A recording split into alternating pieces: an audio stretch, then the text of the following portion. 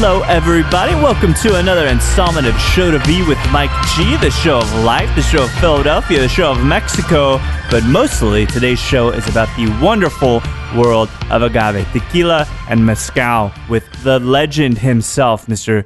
David Suro, the owner and proprietor of Tequilas in Philadelphia, but also Siembra Spirits. We talk about it all. This is a very inspirational tale. You know, there's not a lot I knew about David in his upbringing and how he started in this industry and how at the end of the day, he is a restaurant owner that loves agave spirits. There's so much to learn here, so much talk of mezcal varietals, so much talk about love, and it is brilliant to share this with you. Really one of the greatest experiences I could have had with a true legend in the agave world. So without further ado, I hope you guys enjoy this chat with David Suro.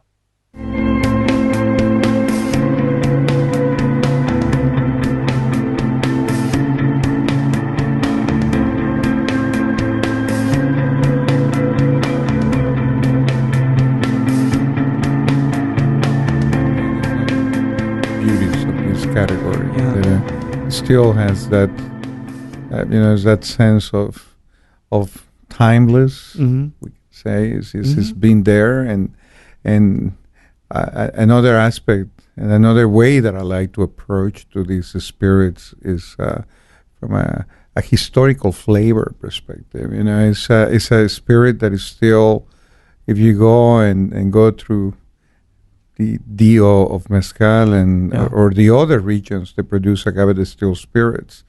I mean, you have flavors, they've been alive and they've been well preserved for centuries. Really? In the case of tequila, that it take a different turn and evolve in, sure. It got scaled, more sophisticated and more efficient, and the way that we make another wonderful spirit like tequila. But it walk away from the historical and traditional flavors, right? And in mezcal, you still there. It's still playing in the garage. The flavors, right, the flavors that you taste today, they were enjoyed by humans centuries ago. I imagine with any good thing, it eventually gets larger and it gets more commercially viable. And that is what mezcal is not seen yet, right? Now, we're talking about the layer or the phase that we're in is an academic one and a pure passion one now. So for the most part, with some exceptions, there's a few, it's still very pure and it's still very honest industry in that sense, right? That's a big challenge. Yeah. I mean, we see brands that are selling mezcales at, $20, a little bit above $20 per liter. That for me, there's a lot of question marks. Sure. In those propositions. I don't think that mezcal should be put it on that range. Yeah.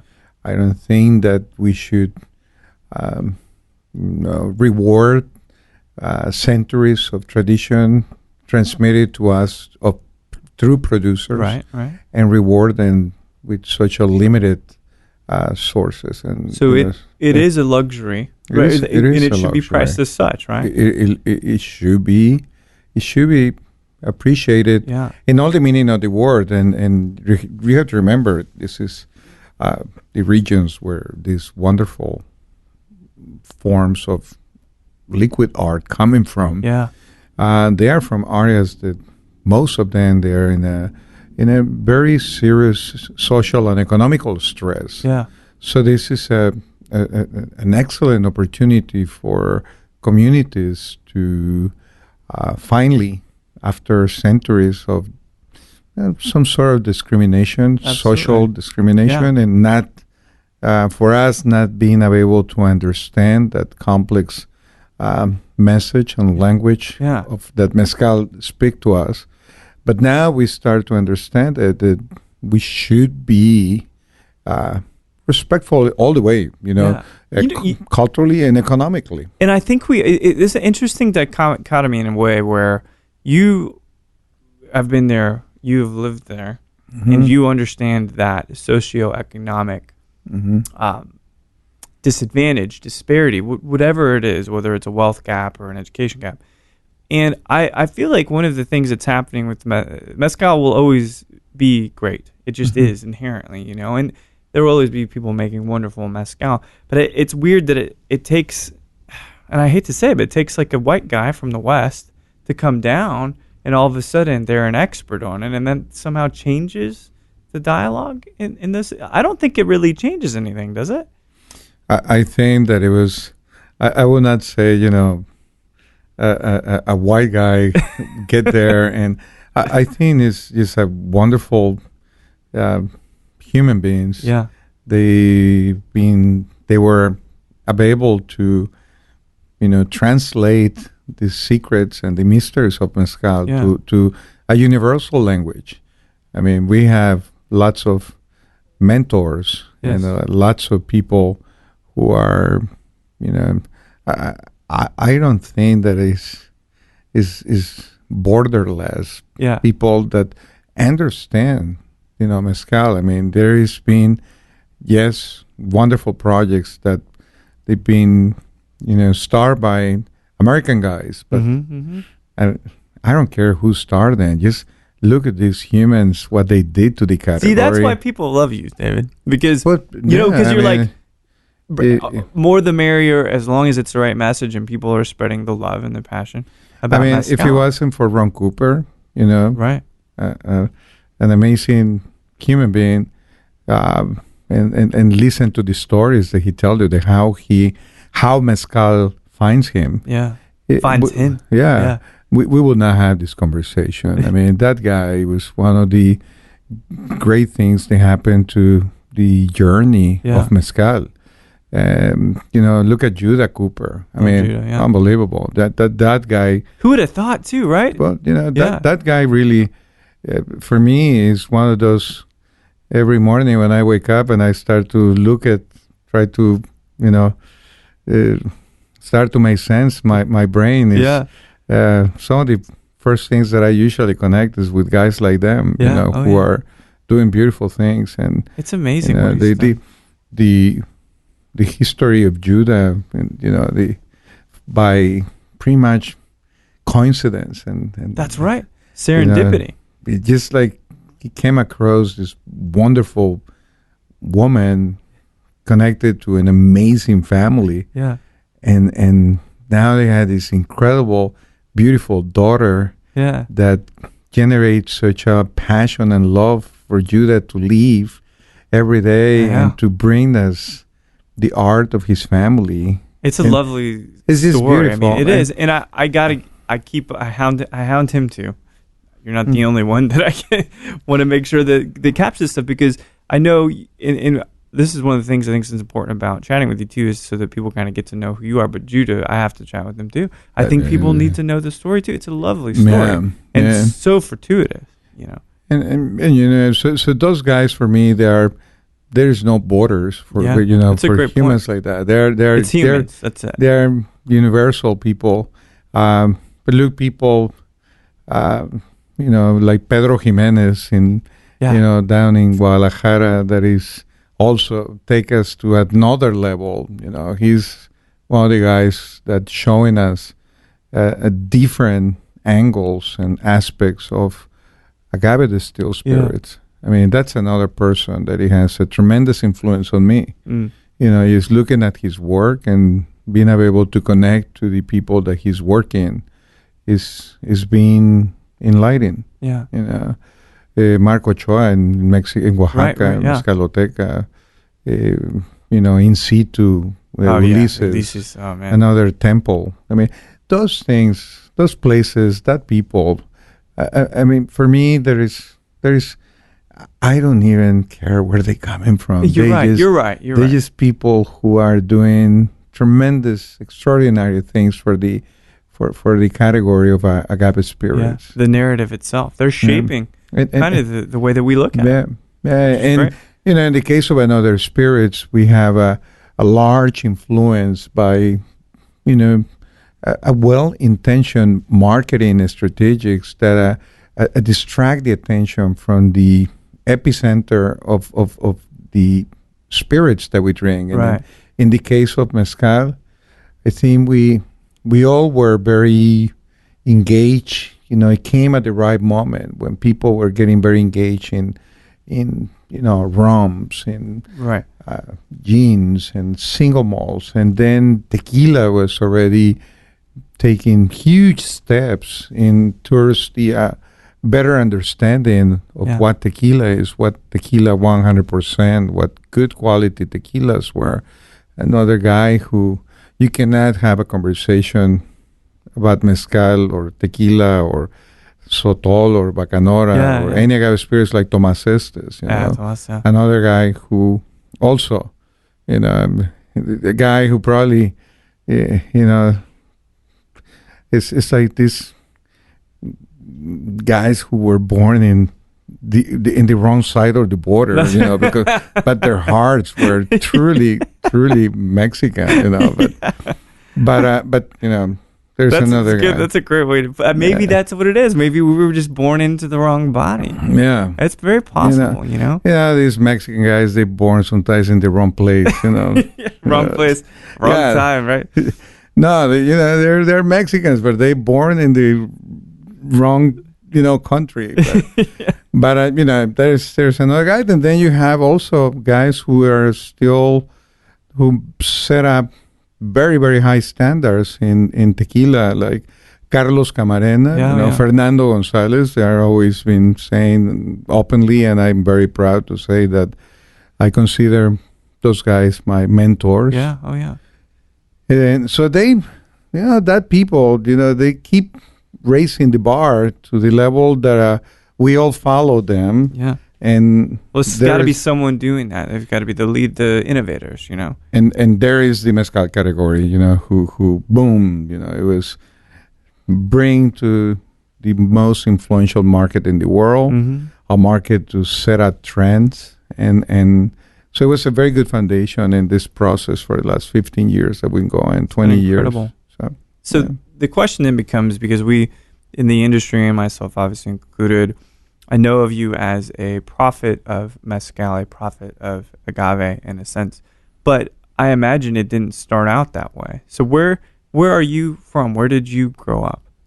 I'm from Guadalajara. Okay. Like ground zero for tequila. Yeah. So it's in the air. You can smell it. Yeah.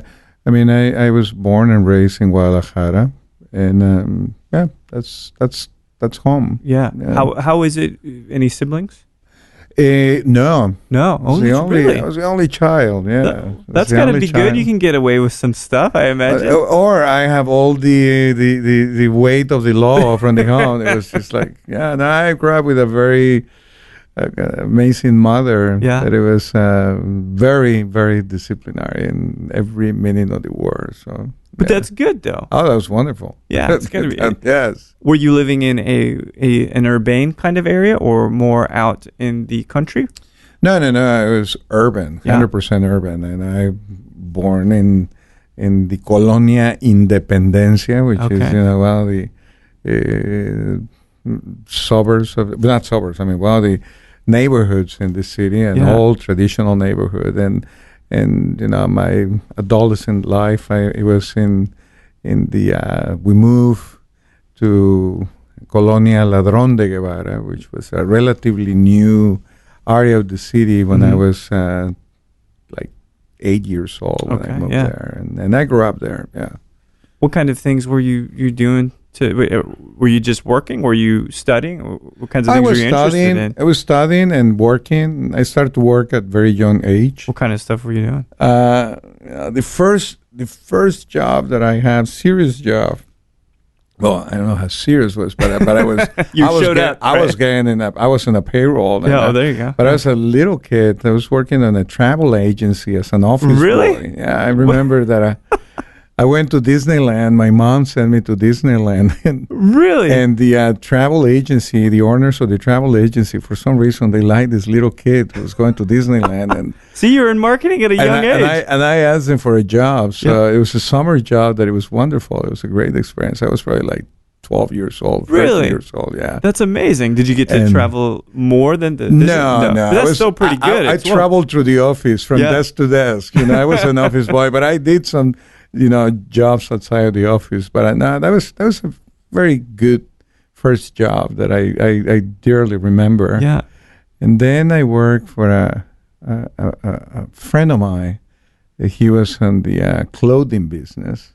Okay. And then they started to work in a bank. Okay. I was working, in like a teller? Banco Refaccionario de Jalisco. No, I was in charge I was not in charge, not even close to in charge. I was a very young kid working in the department of remesas. I have a clue how to translate that. What the department, but we were receiving all the checks in the main office of the bank, and we were returning those checks back to the offices where they were coming from. And then I started to work in a chemical company who's a very diverse chemical company who make products from the automobile, aviation, and food industry. Because, of course, rocket fuel is right next to ranch dressing, right? Like, it's all the same stuff.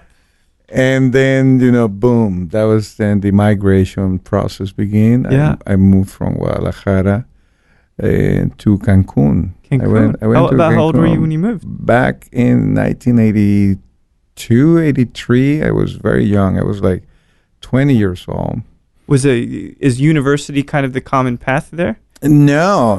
That was just like a kid run away from home. And, was it for a girl? It's always for a girl, isn't it? In a way, running away from one. Even better. Broken heart. Oh, man. And, landing in Cancun, when Cancun was pretty much just a little thought in the Caribbean, when it was true paradise. It was not much going on in Cancun. A lot of virgin beaches there. Yeah. That it was a good place to clear your head, hopefully, right? It was just beautiful. And I have the fortune to start to work for a very, very good restaurant program, Carlos and Charlie's. Okay. That was a big restaurant chain owned by a remarkable restaurateur, Carlos Anderson. He was a Mexican guy. And he ran a very tight operation in about 25 cities. Really? And all over Mexico and Brazil, Spain, and LA. Oh, wow. Huge operation running by one guy. And I hate to say it, but is it Mexican food? Is it American food? Or? It was a crazy concept. It was every restaurant, wherever, if you were in Mexico City, it was a Mexico City type of influence on the menu. But some, signature dishes on the whole chain. Very international food. But if you go in Cancun, we have a lot of food from Yucatan. Oh, okay. Every region, wherever the restaurant was, they emphasize on the region. It was that's actually pretty ahead of its time if you think about it. He created a lot of restaurateurs. Yeah. For me, that was my alma mater. What were you doing for them? I start, as doing the same stuff as cleaning floors, and like if a tourist have an accident on the bathroom, I was going there and cleaning. You got to start somewhere, right? Busboy and then waiter, and there was a little bit of a manager there, and then boom, the next migration. That's when I was dating a beautiful lady from Philadelphia. That you met her in Cancun? I met in Cancun, and we were there for a little bit, and then when we were expecting our first son, David, we went to Philadelphia, but with all the intentions to go back to Cancun after the baby born. Yeah, I was doing very well, especially for a 23-year-old kid. I was making more money than you knew how to spend. My very old friends who were already doctors and architects and engineers. I was making more money. Oh, no kidding. You know, so, but no, thanks God, we decided to stay in Philly. Was she from? So I know she's from Philadelphia. Did she grow up in Philadelphia? She grew up in Philadelphia. Okay, It's a Southwest Philly girl. Oh, wow. This beautiful lady. And we were married for 25 years. Wow. We separated not too long ago, about 6 years ago. And we're still great friends. That's we're great. Still very involved in the business. And, what was she doing? What did she do for a living when you were moving out there? Well, back then she was working for American Airlines. Oh, okay. Was she a stewardess? No, she was working in the office in Philadelphia and in the airport. So she has the opportunity to go back and forth to Cancun. Oh, this makes sense now. Yeah, sometimes twice a week. Wow, that was the good old years when people from the airlines can fly. Just fly wherever. Yeah. So it was great times and it's still a great relationship. Yeah. So you moved to Philly. I moved to Philly. You said you're 23 then? I was 23ish. And what were you doing? So did you hit the industry? So when I moved there, and the plan was to go back to Mexico, right. but I say okay, being here, so I went to see what the restaurant industry is all about. Mm-hmm. I want to get more experience working in here and practice my English. That it was just pretty much a very basic. Are you finished? You like another drink? The vocabulary of that's all you any need, right? server. Yeah. And we decide to, explore the possibilities to open our own restaurant. Really? And I met these very cool people from an organization that they were focused to help to develop minority projects. Right. Okay. That's funny because I don't have a idea what a minority means. I guess the guy in the room that there's less of? I thought, I said, why they call a minority? I told her they're all these dudes. I was a tall Mexican guy. So, but these guys, they were unbelievable. They give me an incredible support. They really help to develop a business plan that I present to them. They fall in love with the business plan. And there we go. We start to work, and we took about a year, to finally... after being rejected 100 times, because you can imagine, a young kid, right? No credit record, nothing. A young wife, a kid that just born, right? Nothing. They won't take you seriously, will they? Obviously, no. But again, the people that I was working with, they're pushing for you. They're rooting for you. Israel Colon, Danny Rodriguez, these guys, they were just amazing, and they don't give up, and they don't let me give up. I was working as a server, in the meantime that we were putting together this project. And finally, my ex-father-in-law, George Cipollone, one day he looked at me and he said, David, do you really know what you're doing? And I say, yes. Yeah. So he said, I don't have the money, but I can sign for you guys. There you go. So he co-signed, and we get in terms of today, it was a small loan, but back then it was a humongous loan. We were able to take over the restaurant where I was waiting tables. Really? Was that so? Was that the plan, or it just became the plan? The project was developed around the business plan. It was focusing on a location that it was around the corner from this restaurant where I was working. So when the owner looked that I was serious about doing this project, he said, "You know what? I'm done in Philadelphia. He wants out anyway. Want to move. I want to get out." And Harry Shapiro, he decided to sell the restaurant to me. He moved to Santa Fe, New Mexico. Now he's extremely successful restaurant and bed and breakfast type of That's business. what they do out there, I hear. So he left Philly. I stayed with the restaurant, and 30 years later, You've been operating it for 30 years? We've been operating years? for 30 years. That's incredible. Yeah, and that's kind of like where this whole deal with agave spirits really began, because the name of it, right? The name of it, the name of the restaurant for me was a complete different meaning the word tequilas, that what I soon realized that the meaning for most of my potential customer had. Yeah. Explain to me that. Yeah, explain that difference. Well, tequilas, it was a synonymous of something pretty bad. Sure. Back in Shirts are coming off and people showing their breath. Back in 1986 in the Northeast, there was absolutely nothing related to the name, to the word tequilas, than hangovers and casual, cheap, lime, salt, shots, goofy stuff. Irresponsibility. So a lot of the people don't even want to walk into the restaurant because they thought it was this cheap dive bar because the name. And, we have a pretty strong food program.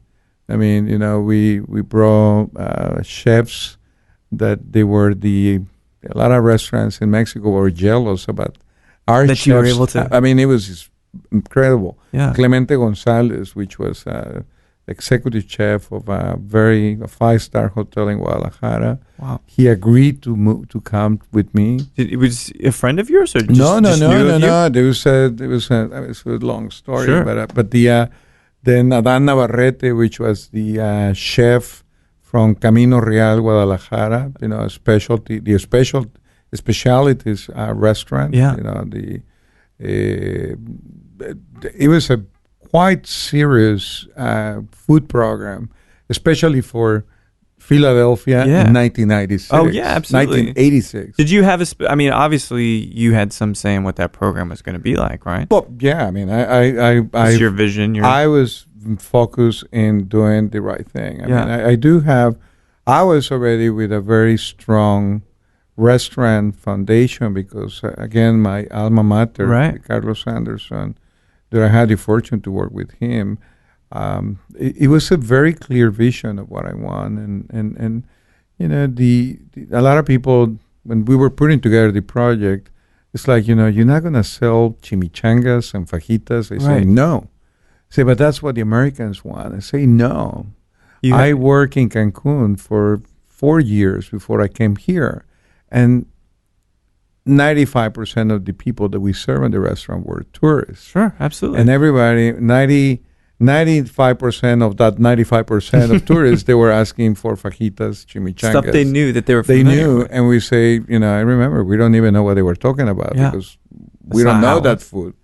So we offered what was available, the dishes that were available on the restaurant. And they were very impressed with the flavors of real Mexican food. Yeah. I mean, and I say, if we do that in Cancun, we can do that in Philadelphia. Sure.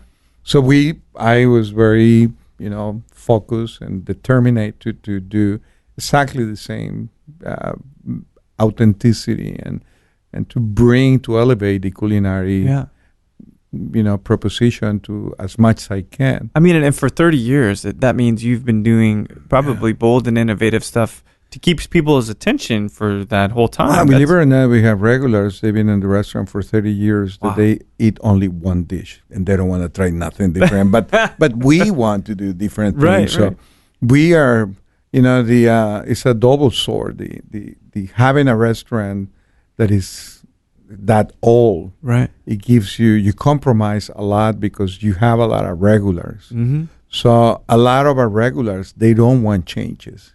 They want, the same thing dishes that they've had for 30 years. So what we're doing, we have about 25-30% of our menu fluctuates, with new dishes. With things that we want to keep up to date with what is going on right now in the Mexican propositions, culinary propositions, which is wonderful, the amazing. What would you say there's a very common thread right now? Innovation. It's an innovation. It's evolution of Mexican food. Yeah. And, Mexican food, if you see through history, is a constant evolution. But I think, the 20th century kind of like dormed, and it was sitting on a beautiful dishes, traditional dishes. The mole poblano, the pipianes, the tortillas. I mean, wonderful dishes, but I think we slowed down the process of evolution that historically we see in Mexican food, with all these culturals that deeply influence Mexican food, from pre-Columbian to the colonial times and the European influences and the revolution time. Right. But I don't think that the process of evolution in Mexican food during 20th century and the beginning of the 21st century was fast enough and offering all the potential that the very talented people. Why do you that we think have. that is? Why do you think it got I stunted don't a know. I bit? think we find a comfort zone or something, but we were getting very bored, you know. Yeah. And the projects that I see right now in both sides of the border, they're just incredible. I mean, you have chefs in, look what's going on in New York City. Oh, yeah. I mean, you know, the chef from Cosme, she just have the best restaurant in New York City. You know, because it's the best Mexican, the best restaurant in New York City right now happens to be Mexican. Happens to be run by an amazing lady that is now just was recognized as the chef of the year by the James Beard Foundation. It's Mexican food, and the innovation in her menu is just amazing. Yeah, the creativity. Yeah, and her name just went, man. ¿Cómo se llama? Daniela Sotol. She was, and she started her, you know, her rising level. The platform was here in Texas. You know? Really? Yeah. She worked at Underbelly in in Houston. I didn't know that. Okay. Yeah. So she's a great example. Yeah, absolutely. Of where Mexican is here. It's looking up, very very innovative. It's coming up and it's moving quickly. And I think a good cuisine, it has to be a cuisine that is capable to evolve. Yeah. Within the parameters where you keep connected with your traditions, your cultures, your techniques, your ingredients, but it's always room for innovation. Absolutely. It's in the spirit side. Wow. Yeah. So I mean, it isn't a huge surprise that these flavors, which are so rich in Mexican cuisine, that they would spin into what is another kind of facet of flavor, which is alcohol. Because alcohol has flavor, but you talk. Let's go back to what that you have the stereotype about what people feel tequila tastes like, and tequila, the mainstream tequila that people are shooting and liming and salting, like that doesn't really taste like much. So you got to strive for more. You have to look for things that are delicious like that. But you know what? For me, it was more than just the juice, more than the spirit. It was the entire package. Yeah. The whole concept of the culture of tequila. Yeah. I mean, when I was, you know, looking at faces, they were throwing, you know, the looks that people was giving to me when I offered tequila in the restaurant. It was like if I was cursing to them, and you know, like I don't drink that stuff. Right. I say, you know, it's like a moonshine almost. People think. No.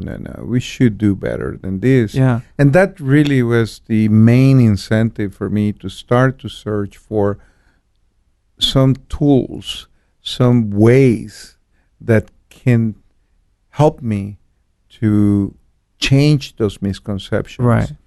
And so had you had, because I think about it, did you see the problem first, or had you both seen the problem and tasted something that was amazing? It was a cultural crash for me. I mean, like really, when I see that you know, the name of the restaurant was not working good at all because what the connotation. Right. And when I see the irreverence to our most emblematic spirit of Mexico, I say, no, this is we can do better than this. And then is when I start to search for and begging for knowledge. You know, I how do you do that in the 90s? Like, how do you get knowledge? You know, there was a very good mentors. You know, and I approached Julio Gonzalez, Don Julio, you know, the original owner of Don Julio from Casa Tres Magueyes. I remember that he used to make a tequila that was just incredible.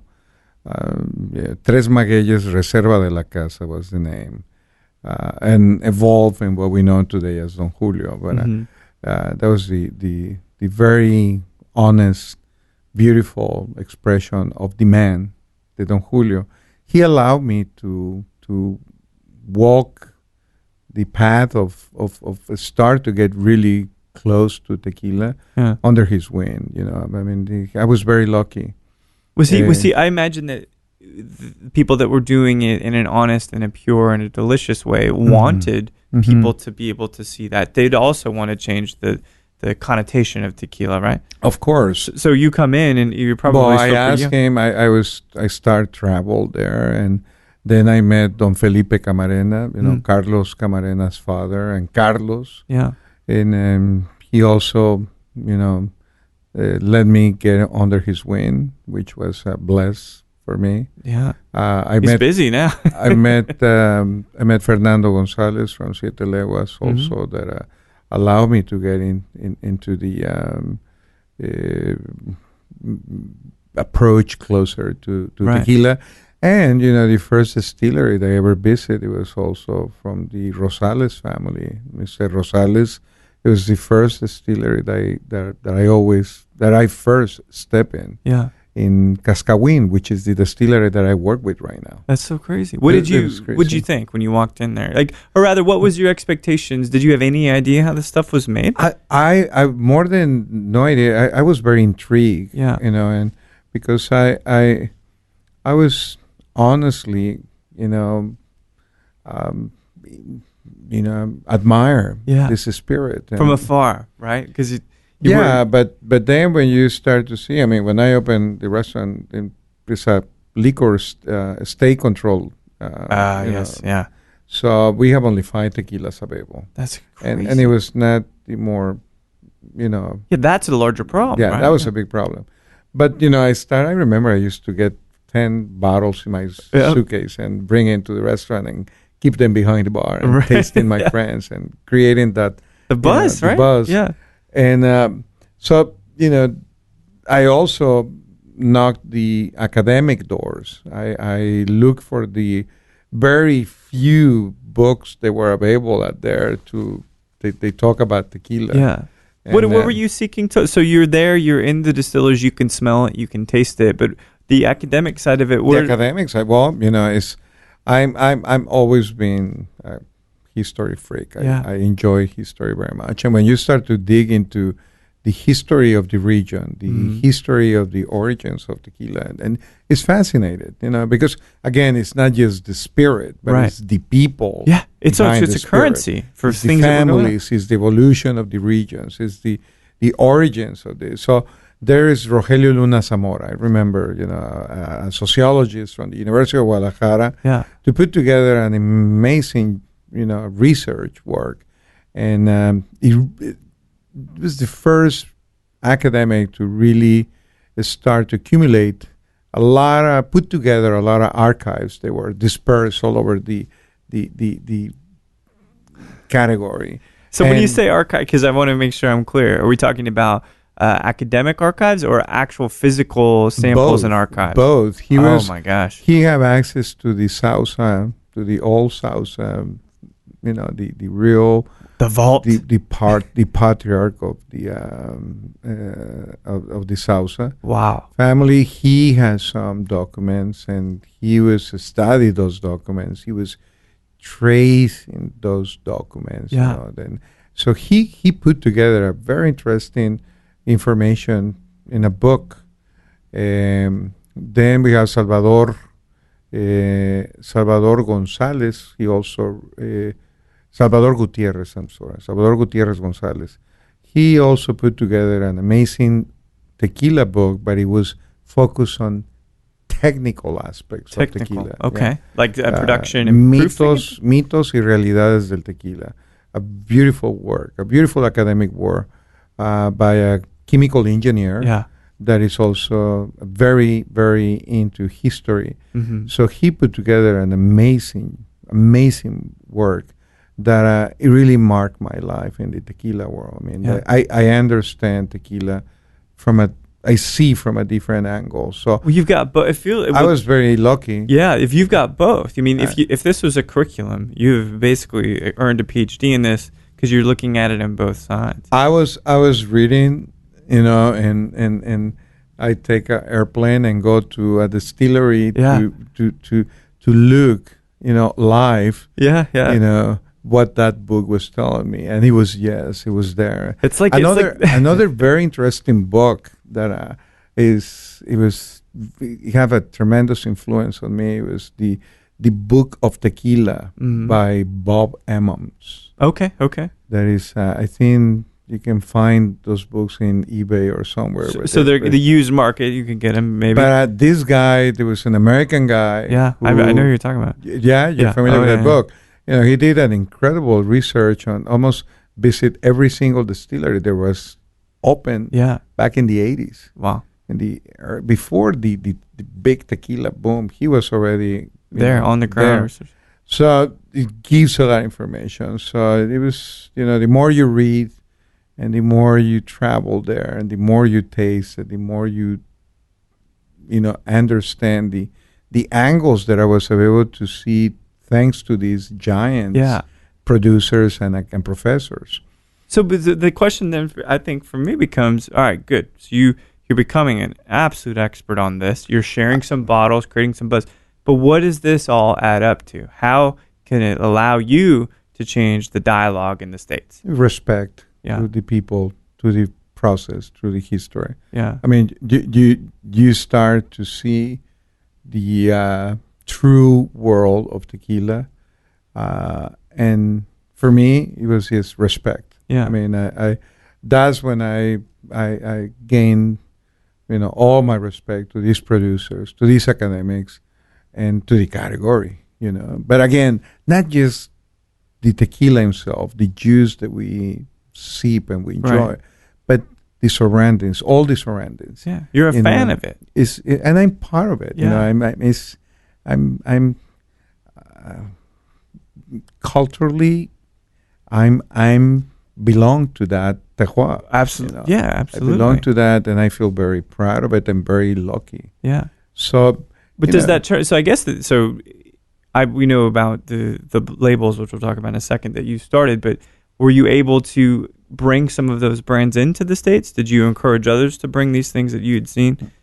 No. Those guys, they were, when the late 1990s, early 2000, the big bang of tequila, real tequila happens. I mean, those guys, they were already in, with experts on the importation of spirits. Good. I still was fully engaged on the operation of the restaurant. I see. I was looking, back in 2000, and I started around 2000 to get serious about the possibility to create a tool. Right. That it happened. Then it was known as Siembra spirits. For me, it was a tool.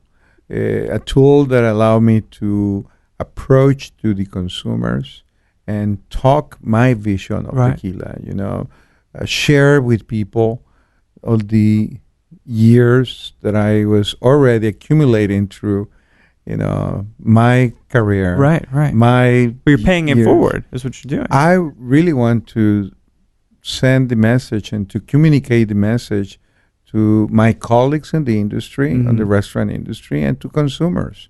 So that was a beautiful process. And so when did you say you founded Siembra Spirits?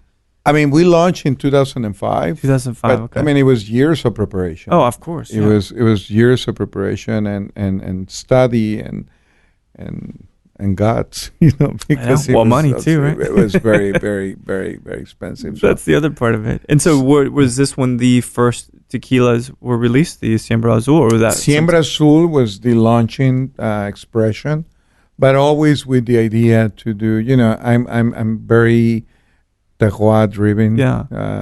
That's just the way I see it, and so the whole idea was to bring and celebrate the diversity of the tequila terroirs and the agave spirits terroirs. So we start with Siembra Azul on the highlands, but then I approached to the Rosales family, which was one of my first contact with the real tequila world. Yeah. And we brought the Valles expression, which is a great. They're very, very different. Thanks God. Yeah. Just imagine if they were the same. It was very boring, but and useless. But that's why I love this.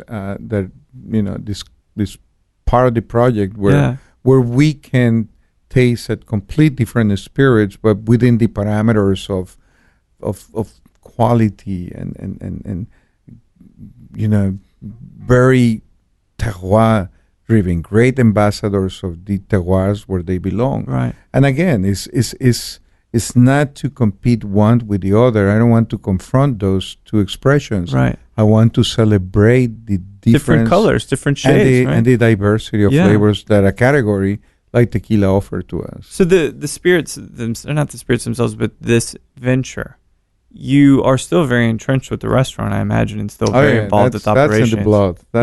Even if I want to get out of it, I can't. Like, for example, I left Philadelphia on Sunday. Today is Wednesday? I'm already missed my apron. No. I can't. The way that it holds you close, right? You're kidding me? I mean, you are in an environment where you are, surrounded by people who are celebrating birthdays, graduations, anniversaries. It's a very positive vibe. It is. It's in a restaurant. Very, very gregarious and just light. It's good. And I'm probably the luckiest restaurateur in the world because I'm surrounded by incredible co-workers who make me be able to do this part of my everyday activities. If it wasn't for the support of Oscar Serrano, the general manager, David Suro Jr., Dino Rosario as operations manager, Luis Tuz, an incredible restaurateur also, Claudio Soto, the chef. I mean, we are 50 people on the crew. I don't want to... And you miss them. I miss them. You miss it? I miss Manuel Lopez, which is one of my co-workers. We've been working together for 18 years. Vincent Martinez, man, that's my brother. We start to work when I opened the restaurant. We've been working together since we opened the restaurant. Really? And it's one of the fastest, more accurate bartenders in the Northeast. No kidding. This guy is pretty amazing. Well, so think about it now. So now you've expanded things out. You've got a family. You have a son. You've got a restaurant that you're deeply entrenched in. I have a grandson. And then you have a grandson. I'm abuelo already. And then you have these spirits. You have this portfolio. So, I mean, it sounds pretty easy for me to feel like how you'd answer this question. But if someone came to you, and so, you have the amazing Highland Lowlands, you have the Metl, the mezcals with Emilio, you have the extra añejo, I think, as well. If someone came to you and said, David, I really want to buy this portfolio. Wouldn't do it? No. The answer, the short and quick and out of the question. No, this is not a money stuff. There is no money that can buy, the feeling of looking at a young bartender in the middle of Arkansas or San Francisco or New York and look at you and say, I want to do that stuff. I want to taste that. I want to promote that culture. That is no money involved there. I mean, I don't do this for money. The restaurant is extremely generous and extremely. The restaurant is usually restaurants are very jealous business. And at this point and after all these years, I've been able to walk away and maintain a very tight, beautiful operation, and it gives the economical support that I need for my family. Siembra Spirits, I mean, it's not a money thing. It's a passion thing, a love thing, right? It's a rewarding thing that goes beyond money. So, I don't even cross my mind. I'm glad to hear that. And and I have an incredible friend and co-worker, Maria Cisneros, that is the person who really runs this ship. She's the person in charge of the project. That she's not ready to sell this. She's still there. Needs a challenge, and she's going to be. If Siembra Spirits is going to be sold one of these days, you're gonna have to talk to her because I'm not gonna be around. Yeah. Okay, or I'm gonna be already retired. Right. You know, seeking for new mezcales for my personal consumption. You're gonna keep bottling mezcals and releasing them as long as you live. But you know, Maria Cisneros is a person who really will have the last word in these things when I'm not around, active.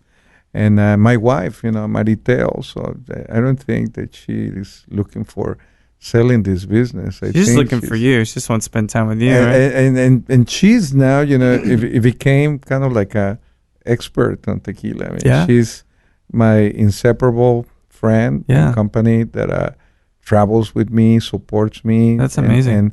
And supports a lot of us. You know, a lot of the people in the industry, they call Mama Marite. Yeah. The producers have a high respect for her. Now, we're here for a long It's a family affair now. Yeah. That's brilliant. Yeah. So one other thing I think that's really important to chat about. So one, let's talk to the portfolio real quick, because we talked about the Siembra Azul, the Highland, which is the first Blanco, right? Mm-hmm. And then you get the Valles, which is the Lowland, which is lovely. And then you have the Overproof, right? Which is good and nice, and another way to experience that. And then you have the Añejo, and then the Extra Añejo. Añejos and extra añejos. You can ask the S at the end. It's a plural. Yeah. Oh, yeah. The family is getting big, you know. Yeah. And I think the family is growing in a very fun way, you know. It's a lot of siblings in the family, and we are. I don't think that this category. I mean, we have at least 5 different type of tequilas in the category, technically speaking. Right. I mean, we have 10 different type of tequilas. Wow. Technically speaking. Yeah. You know, we have blancos, joven, reposado, añejo, and extra añejo. 5 of those are mixtos. And other 5 are 100%. So we have 10 different classes of tequila in 2 groups, right? Okay. But obviously mixtos are out of the question. That's not even, never has been ever a little thought about getting into the mixto niche. But so it's 5 different classes of tequila. Now, we have one of the largest denominations of origin in the world. Okay? We have 5 states of the republic. But let's focus just in Jalisco. You have production areas that go from sea level to up to 8,000 feet above sea level. That's insane. Probably you can find thousands of ecosystems, of microclimates, therefore, terroirs. Yeah, oh yeah. There is so much room to go and explore and experiment. So right now, that's what we're doing. You know, producers. I mean, the Rosales family. We've been having a ball. Yeah. You know, so like, let's try this way. Let's do it this other way. Right? Yeah. I mean, you know, the sky is the limit. There's no rules for you, right? Like because this isn't a money-making endeavor, or at least it's not the main reason you're doing it. It's no compromise. Yeah, then you can do whatever you want because you're going to do it the way. And I think we're doing things, you know, where we feel very comfortable, and we feel that it will be challenging for us. I'm going to put my hat of restaurateur. I like to see propositions on the agave spirits category as what I do it. Yeah. You know, bring me a tequila that is aged in a barrel program that is not typical. You know? I mean, our age program is in proprietary oak barrels. We don't use any used barrels. We want to continue to experiment in our aging program. Let's talk about getting, you know, high proofs. Yeah. We had the Valles high proof that for me is a beautiful. I love it. Beautiful it's more expression. Texture than you could ever get out of it. Getting into, you know, the resting. Yeah. The blancos. You know, let's give them time to stabilize, which is what we do with the high proof. Yeah. Why not we bring back the beautiful demijohns, the glass demijohns? Oh, yeah. Get neutral material to let the tequilas rest. Yeah. Not age. Just rest. Rest. Yeah. The way you say rest is very it's very peaceful. And that's what the spirits need, Yeah. in order to stabilize. And if you give them time, remember, one of the characteristics of the agave spirits, one thing that it goes hand to hand from begin to end is time. Yeah. Is rest. Is you have to give the agaves time to develop. It's not a product that is going to be every year. You have plenty. Right. No, you have agaves that go from minimum of 5 years to up to 45 years. Wow. Time is a big part of the agave spirits. Yeah. Produce these spirits from that incredible raw material. You need time. You cannot rush process. To enjoy them, you need time. Yeah. You have to take your time to enjoy this. And maybe that's why the restaurants worked for so long, is that you're taking time. You're taking that patience. Damn it, but that's too long. 30 years. It is a long time. It went like that, too. It went like that. Yeah. Well, so the other thing besides a restaurateur, besides a importer and aficionado and expert and academic experts on agave, you also are you one of the principal founders of the Tequila Interchange Project? Or this is, if it has an air of your academic pursuit in trying to educate even further with the agave? Yeah, we were, a couple of friends of mine, we were sitting one night on the restaurant on table 13, and we were trying to figure out how we can create a positive impact on the industry. Mm-hmm. How to get, the best that we can to help the category, to develop in the best possible way, that creating some sort of like check and balance, because I don't think there was enough voices to raising their hands and ask questions to an industry that is changing. There is a global times where brings beautiful opportunities and also big challenges. A lot. Oh yeah. So I think that it was a desperate need for a voice. Yeah. And that cannot be the voice of one or two people who have probably the best intentions. Right. That was a voice that has to be made out of many voices. Sure. A community. And so there you go. After quite a few Siembra azules, blancos,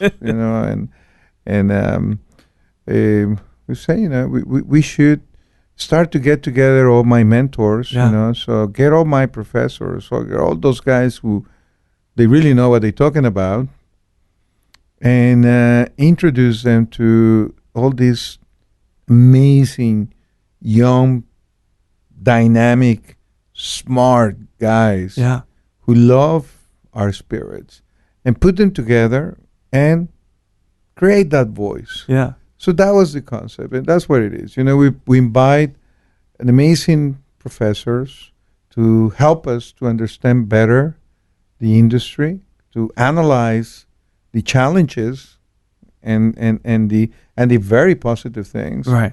So that's how the Tequila Interchange Project came about. Getting these people and unify the voice and go and knock the door of the big companies who are doing wonderful things, but they also have to listen to what the industry has to say. Right. So, well, now that there's in a sense a watchdog, they kind of need to start paying attention, because it felt like for a long time that industry could work without any bounds, right? Exactly. So that was the origins, and that was the thought of creating this group. And this group, obviously, it became a common ground for a lot of people who were looking for direction on in information. Sure. And we started to create this trips, and academic trips. Yeah. Because it was everybody think that we were going down there to have parties and drinking, and no. To learn and to it's absorb. a high, very disciplinary schedules, Yeah. and try to take advantage every minute that we with such a brilliant guys, the Yeah. professors, and we were looking small producers, medium-sized producers, small producers. All of it. So you want The you want it to be institutions, comprehensive, the right? regulatory council, Yeah. the Tequila Chamber of Commerce. We started to interact with bartenders Yeah. from down there. So try to take as much as we take and give. Yeah. So it's a very cool. It's a very organization. cool initiative. It's a very cool committee. I mean, there's many different ways to refer to it, especially in a time where you think about it, the disparity with the current political climate of the states, right? Mm-hmm. It's nice to see people working together to expose ethical or unethical doings, right? Mm-hmm. And I've never seen, at least in the brief amount of time I've been in this industry, what pales in comparison to your 30 years, but the TIP has done an amazing job of education and awareness about what is yet another assail on mezcal, particularly with NOM 199, is that right? And you guys have done a lot of socialization. I spoke with Misty recently, and that was a great conversation. We got to know more about this communal topic. And where do you think, we don't even have to get into how you feel about it, but do you think mezcal will survive? Well, mezcal as a DO is not going to suffer that. I mean, that's not the target. It's the other guys making things that is let's put it just like the whole perspective, because the NOM 199 is a quite complicated and confusing and ambiguous intentionally, proposition. I'm sure. Intentionally done, and they did a very good job, the guys who are behind this. Yeah. But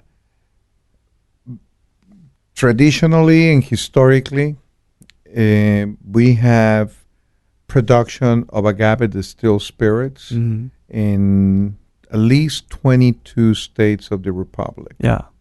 Okay. The DO of mezcal, even if it's the largest denomination of origin in the world, Wow. in the world, there is no other denomination of origin in the entire world that embrace such a vast geographical area. Wow. Okay. Okay. But believe it or not, it's not big enough because only embrace 10 states Right. out of the 27 states that historically and traditionally and culturally have agave spirits. Right, right. So right from there, we have a very compromising situation for many producers who are outside of the geopolitical DO of mezcal. Yes. I mean, who decide which culture, which region, which community belongs to the DO of mezcal? We don't know. Who was it? Yeah. Definitely not the producers, which they're supposed to be the first ones to decide these boundaries. So, suddenly we have most of the people who are proposing these regulations. Interesting enough, there are companies, they belong to the global non-boundary, Right. They are transnationals who have an agenda that is based on spreadsheets. Absolutely. Not in cultural. So it's always money. Historical. It's money. Yeah. And God bless them. I mean, they've been doing a great job, and they've been putting the tequila and the mezcal categories. They've been bringing to all the corners of the world, and thank you. Yeah. But why we have to sacrifice or left out of these denominations of origin? these producers that they've been there for centuries. Right. No, that's just I Is don't it think. is it in any way prejudicial? Or even to a point like racial? I don't think it's racial. It's I money. think it's economical, Yeah. and I think it's there is issues. There are, I have to admit that part of the intentions of this norm in a very light way, Yeah.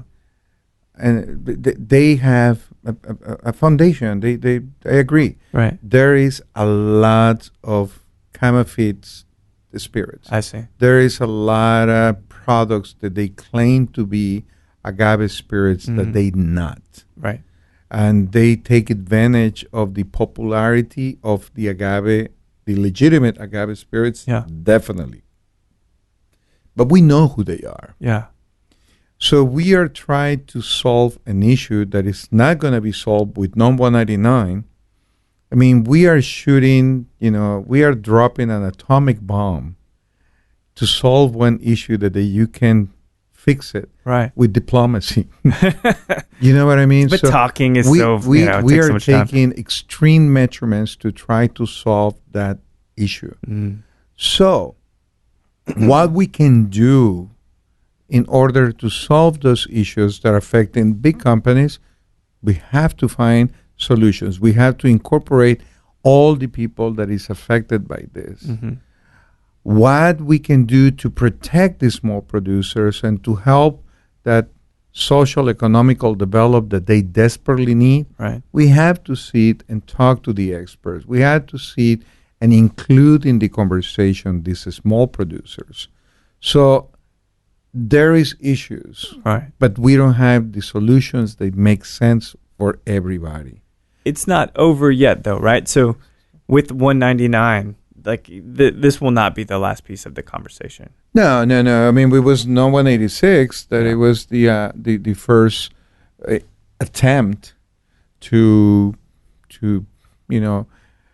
appropriate the word agave. Right. That's the main issue that is being disputed. So it's here. gonna inevitably go back. It's like many of the United States kind of the political issues that we have, whether it's like pro-choice, like this thing that people they argue both ways, and it's been like that for decades. But do you see a final chapter to this ever? I think one of the probably best agreements or best solutions that we can find is to start to protect small producers. Yeah. Regulate them, but not in a way that we impose regulations. Right. Let's regulate them in a way that we can start to have some, regulations Sure. and dictate, parameters of quality, areas of develop. And I mean, there is a lot of room to regulate these people. And I don't think regulate necessarily has to have a negative connotation when you talk to ancestral and artisanal spirits. There is room for regulation. Yeah, absolutely. As long as you include the producers in those regulations. Right. We cannot regulate from the outside. We cannot impose regulations to people that without have been collaborating, without inclusion. Yeah. So I think that, regulated the industry, but the number one player in these regulations, it has to be the producer himself. Yeah. Then we have to bring the experts. We have to bring the academics. They have an objective, Right. but not an interest, a special interest.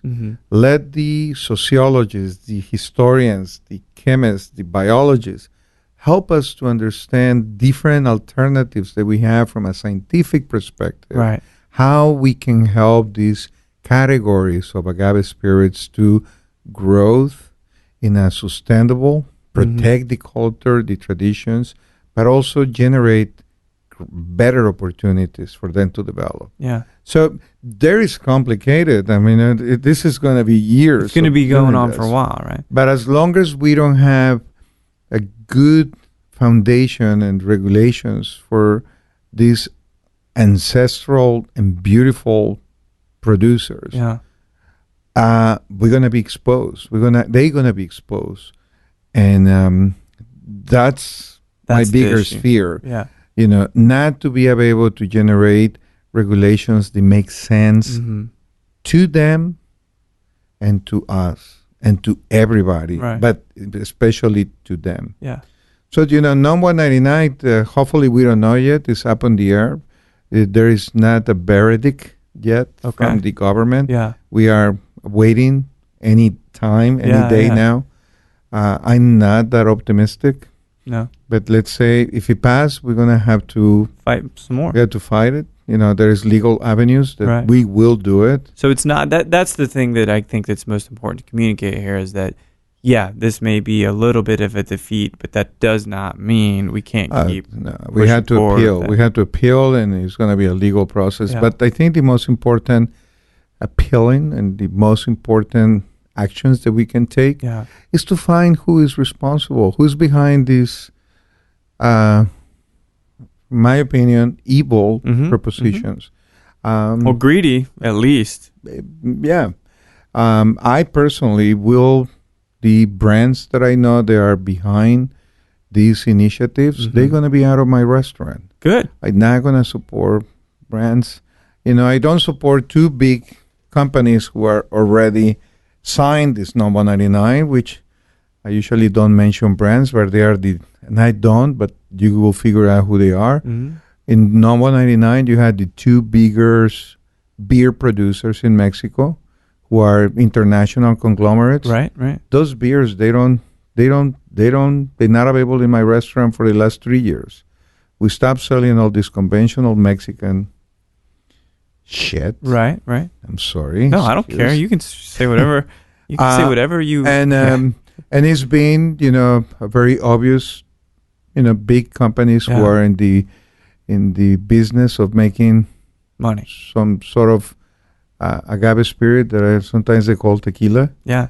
And most of them, they are already out of my restaurant. But I will be probably getting a little bit more vocal and expose who was involved in this NOM 199. And once the verdict's out, I think it's important to do that. And, right? I will leave up to you, the consumers, Yeah. to react to that. To use our money positively. You continue to support those people behind these horrible propositions. Yeah.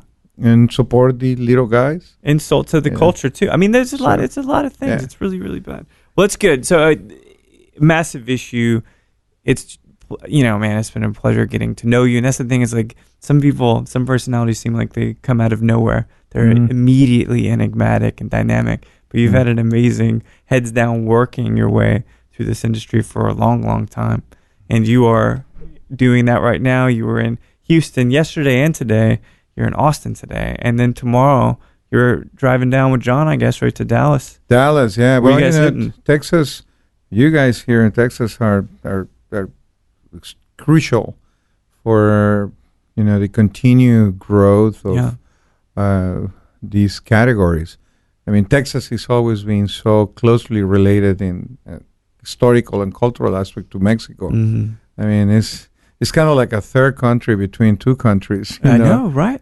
Food-wise, spirit-wise. Well, we reap those benefits for sure. Yeah, so a lot of access. I think Texas is one of the very, very, very important markets who are setting up the direction of the trends on the agave spirit. Yeah. So it's always a pleasure for me to be in Texas and to be able to work with people. They are extremely open and sensitive to the good and the bad that surround We're good the agave listeners. spirits. And very proactive. Yeah, and, and you guys in California market is also very interesting because I mean it's people who really stand on what they say. It's very interesting. I mean it's the industry in our side, in the consumer side, in the bartender side, is getting challenged. And, we have the tequila category, especially more than the mezcal. Yeah.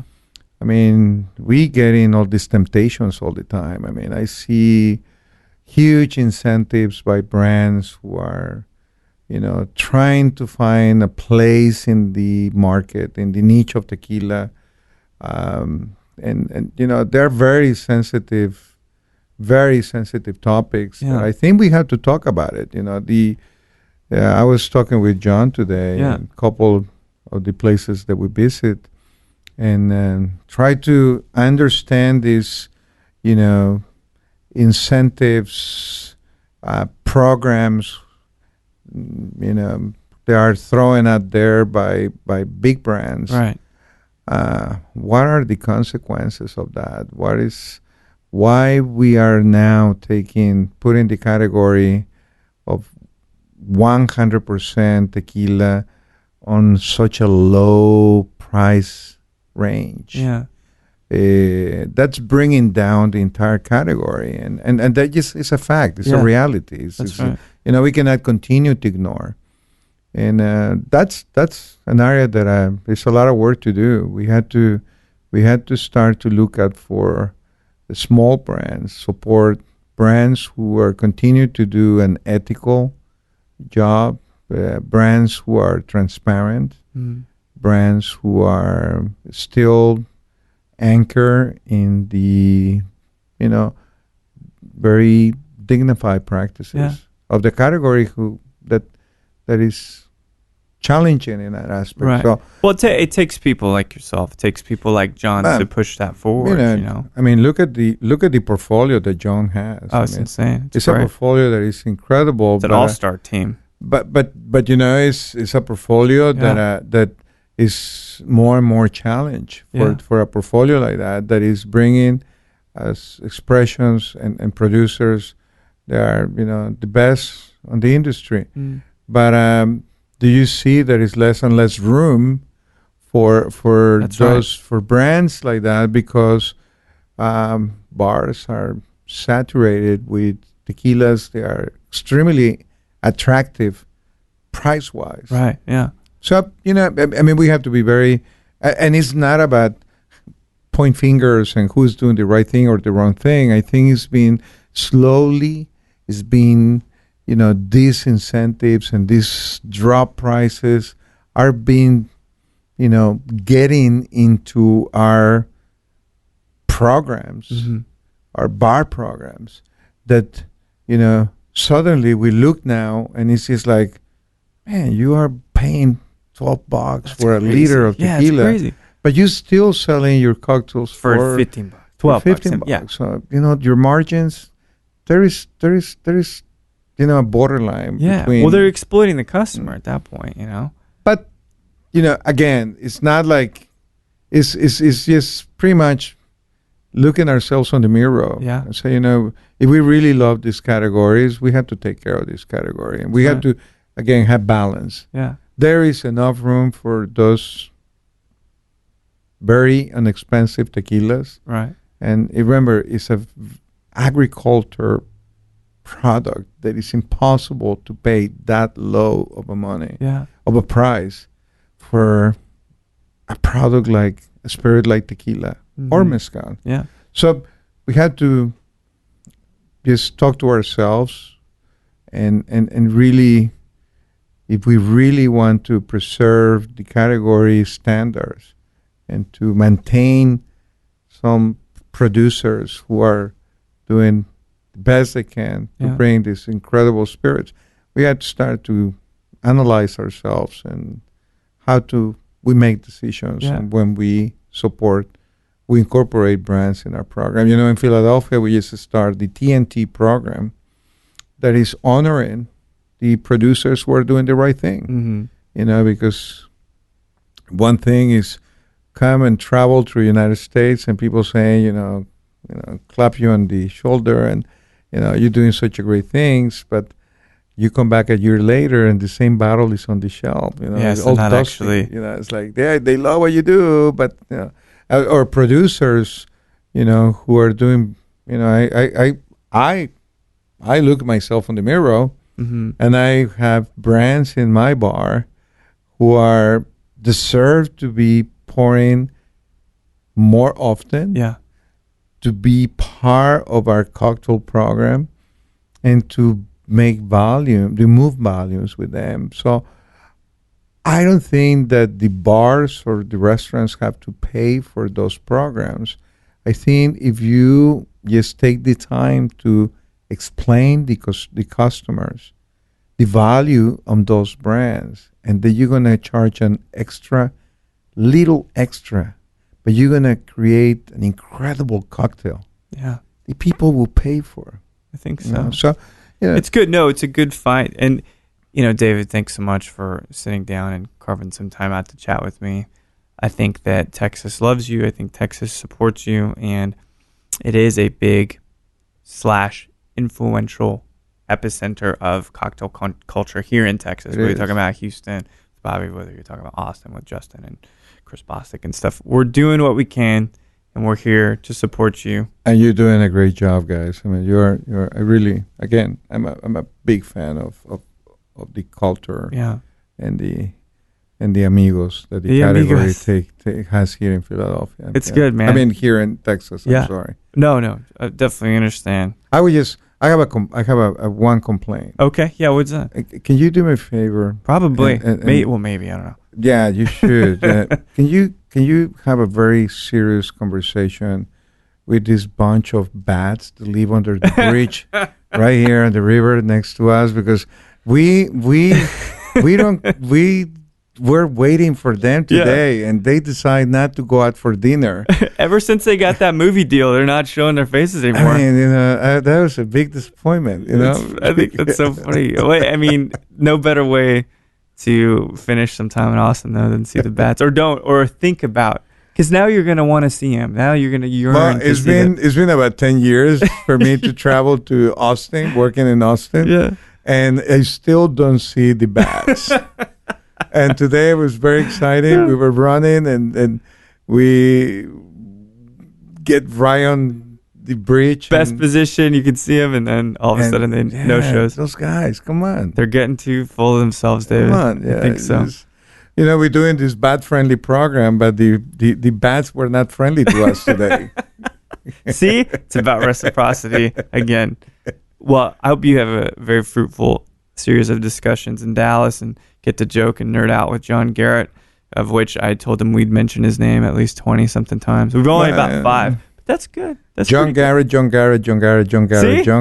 Yeah. There we go. We're about there now. He's the man. I mean, he is the man. Just look at his trajectory on the spirits world. Oh, yeah.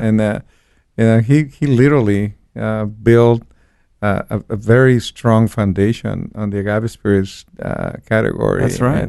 And he's out there every day, busting, doing an incredible job. Yeah, great partners for both of us. I have the greatest, admiration and respect for the guy, who helped me grow in the way we've been growing in this market. So it's amazing.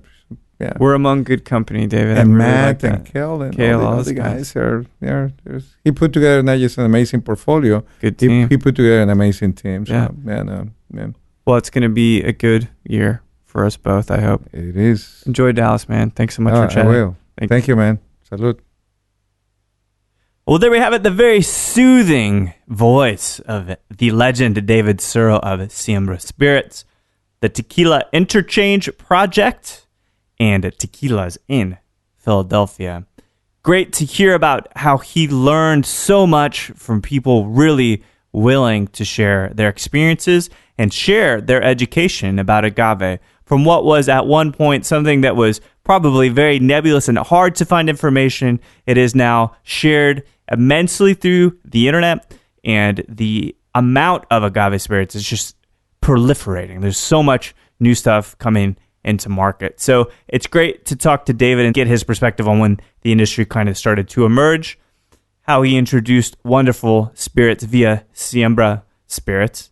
And it's always cool to talk about John Garrett, Kale, and Matt with Victory Distribution, our brothers in arms here in Texas, and they're doing the Lord's work, even though I'm not a religious person.